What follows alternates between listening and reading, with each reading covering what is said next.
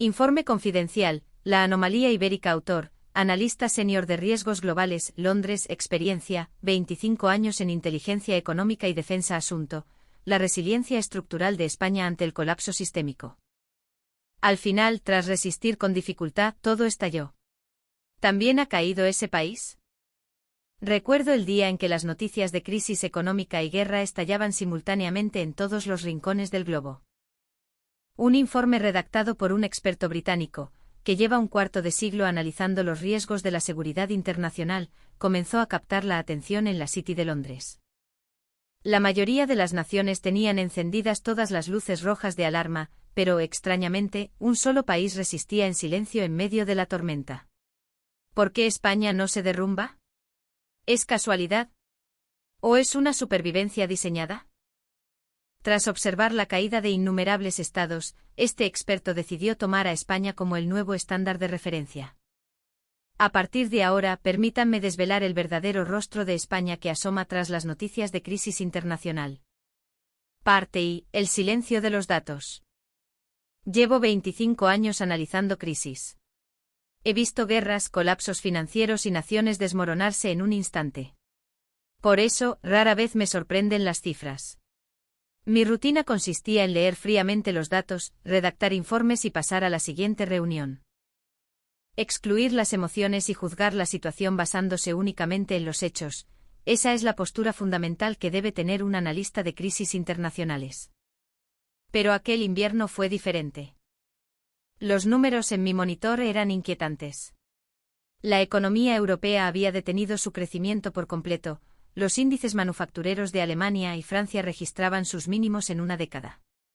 El precio del oro se disparaba irracionalmente. Era evidente que los inversores huían hacia activos refugio, pero el problema era la velocidad. No era simple ansiedad, era pánico. La guerra había superado el nivel de conflicto local y se extendía como una reacción en cadena. La tensión en Europa del Este contagiaba al Mediterráneo, y el norte de África hervía en inestabilidad. Los conflictos no eran aislados, formaban un sistema de ansiedad global. Si se miran uno a uno, son manejables. ¿Pero me está diciendo que todo está estallando a la vez? Pregunté a mi equipo. Verifiqué la pantalla 3 veces. Busqué errores en la entrada de datos. El resultado era idéntico: indicadores económicos, riesgos de seguridad, señales diplomáticas. Todo se teñía de rojo al unísono. El verdadero problema no era la guerra en sí, sino que ya no quedaba capacidad en el mundo para soportarla. Las arcas de los estados estaban vacías tras años de estímulos, la confianza internacional estaba rota. En el pasado, las grandes potencias sostenían el sistema, pero ahora incluso Washington y Berlín estaban demasiado ocupados con sus propios problemas internos. En una reunión de organismos internacionales se escuchó por primera vez la expresión, fuera de control. La sala enmudeció. Nadie pudo refutarlo. Mientras redactaba mi informe, mis manos temblaban al escribir términos como fatiga sistémica acumulada o posible colapso simultáneo. Nunca en 25 años de carrera había usado esas palabras en un documento oficial. Pero entonces una cifra en la esquina de mi informe capturó mi mirada. Mientras todas las curvas eran erráticas, un país mostraba datos extrañamente serenos. Era España. Dudé de España. Para ser exactos, no había ninguna razón para no dudar. Es un país con una ubicación geográfica de altísima presión, la puerta de entrada entre África y Europa, con el eterno problema de Gibraltar y la presión migratoria constante en el sur. Además, posee una estructura económica dependiente del exterior y cicatrices profundas de crisis pasadas. Si la economía mundial se tambalea, España, por lógica histórica, debería ser la primera en caer. Geopolíticamente está en una encrucijada letal. Debe equilibrar su lealtad a la UE, sus vínculos estratégicos con Estados Unidos y su compleja relación con el mundo árabe y Latinoamérica. Según los manuales de análisis de riesgos, España cumplía todas las condiciones de un país de alto riesgo. Debería haberse desplomado antes que nadie. Pero los datos decían lo contrario. Revisé los indicadores económicos españoles 3 veces. Crecimiento, no se disparaba ni se hundía, se mantenía en una meseta estable. Gestión fiscal. Mientras otros miembros de la eurozona veían sus primas de riesgo explotar, la gestión del Tesoro español mantenía la deuda bajo control estricto. Inversión. No había fuga de capitales. Al contrario, en sectores estratégicos, la inversión aumentaba. Era demasiado normal. Y en una crisis, lo normal es sospechoso. Busqué manipulación. Revisé los datos de empleo, la producción industrial, el índice de confianza del consumidor. ¿Estaba el gobierno maquillando las estadísticas? Lo sorprendente es que los datos encajaban. Cuando las exportaciones bajaban, el consumo interno sostenía el PIB. Cuando el mercado financiero se agitaba, la liquidez se gestionaba con una prudencia técnica impecable. No era manipulación, era gestión. Comparé a España con sus pares, Italia, Reino Unido, Francia. Mientras los demás mostraban volatilidad extrema y respuestas políticas erráticas, España actuaba con una calma casi coreografiada. Escribí una nota al margen de mi informe, bajo control. Y en ese momento lo entendí, las naciones que sobreviven a las crisis son aquellas que no hacen ruido. No reaccionan con estridencia, simplemente hacen que el sistema funcione. Parte 2. El nuevo arsenal de Europa. La guerra es siempre un examen, y la corrección es despiadada.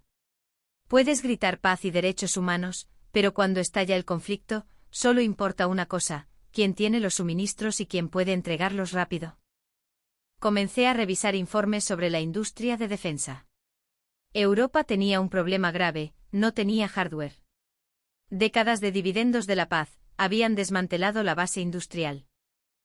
Alemania y Francia, los gigantes tradicionales, tenían una burocracia tan pesada que reactivar sus líneas de montaje tomaría años. Estados Unidos tenía las mejores armas, pero eran astronómicamente caras y sus listas de espera eran eternas.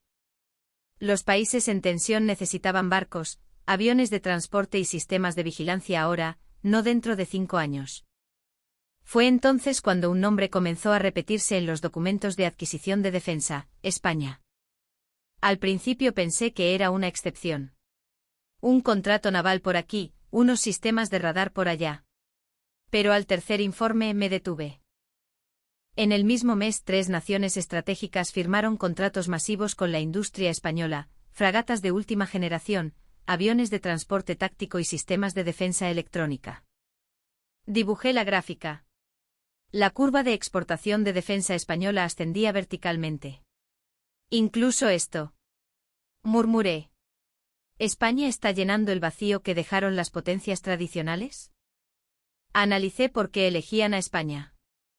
Velocidad de entrega. Mientras los astilleros del norte de Europa pedían 5 años, los astilleros españoles entregaban en plazos récord.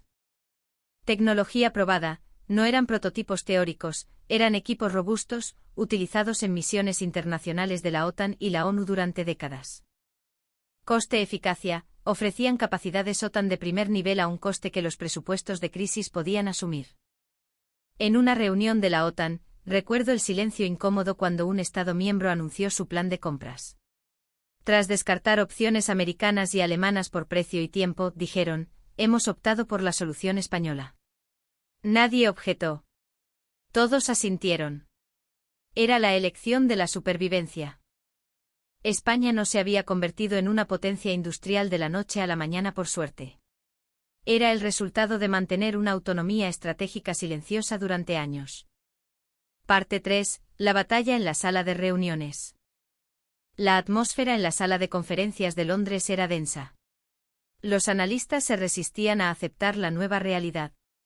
Admitir el éxito de España significaba admitir que sus viejos modelos anglosajones o francocéntricos estaban obsoletos. España es un país de servicios, esto es coyuntural, dijo un analista senior con desdén. Su éxito se debe al turismo y a un rebote técnico. Yo no dije nada. Pasé la diapositiva. Es suerte, añadió otro. Se han beneficiado de que otros estén peor. Entonces hablé. ¿Quieren ver los números? Mi voz era tranquila. Sí, es suerte porque la tasa de repetición de contratos industriales es del 85%. Si es solo turismo, porque su índice de complejidad económica en tecnología de defensa ha superado al de sus vecinos. Si es un rebote porque llevan 3 años con la menor volatilidad de la eurozona. Mostré la diapositiva final, una comparativa integral. España estaba en otra órbita. No competía en tamaño bruto con Alemania, pero ganaba en agilidad y fiabilidad. La sala quedó en silencio. Cuando los expertos callan, el debate ha terminado. Ese día, dejaron de hablar de España como un país de fiesta y sol. Empezaron a calcular a España. Parte 4. La diplomacia de la responsabilidad. Las organizaciones internacionales son frágiles ante la falta de liquidez. Ese otoño, la situación financiera de varios organismos multilaterales era crítica. Los grandes contribuyentes retrasaban sus pagos alegando problemas internos. Un día, llegó a mi escritorio un informe de tesorería. Lo abrí esperando más números rojos. Me detuve en seco. Contribución de España, liquidada en su totalidad. Verifiqué la fecha. Habían pagado días antes del vencimiento.